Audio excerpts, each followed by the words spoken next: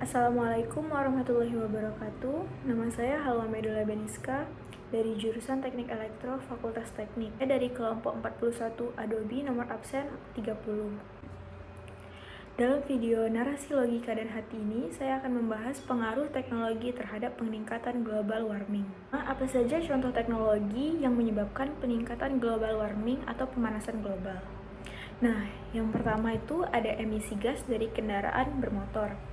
Semakin meningkatnya perkembangan teknologi dan zaman, kebutuhan manusia untuk bermobilisasi juga akan terus meningkat dan menyebabkan semakin padatnya kendaraan bermotor yang ada di muka bumi.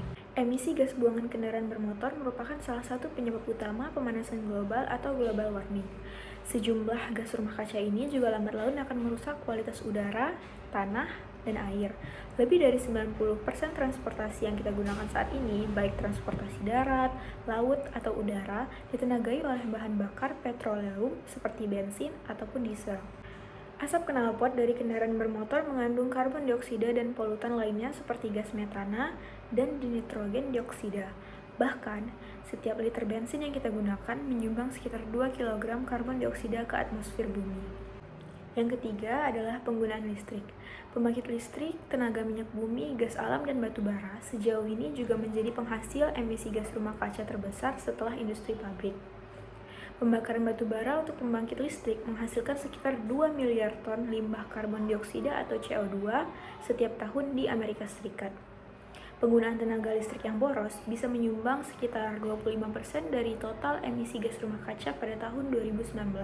Alat-alat elektronik yang ada di dalam rumah kita seperti lemari es, freezer, dan pendingin ruangan juga berkontribusi menjadi penyebab pemanasan global. Gas berfluorinasi yang dihasilkan memiliki efek pemanasan yang sangat kuat, bahkan sampai 23.000 kali lebih besar dari CO2. Lalu yang selanjutnya adalah apa dampak yang ditimbulkan dari penggunaan teknologi yang menyebabkan peningkatan global warming. Dampak yang pertama adalah kebakaran hutan.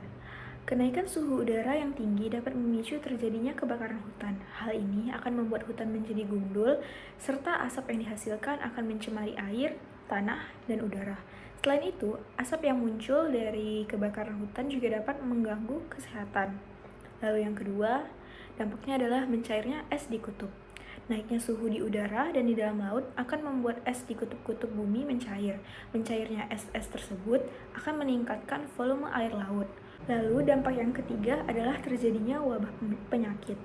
Karena kenaikan suhu akibat pemanasan global, sistem imun makhluk hidup juga akan menurun sehingga mudah terserang berbagai penyakit. Lalu dampak yang selanjutnya adalah meningkatnya suhu air laut.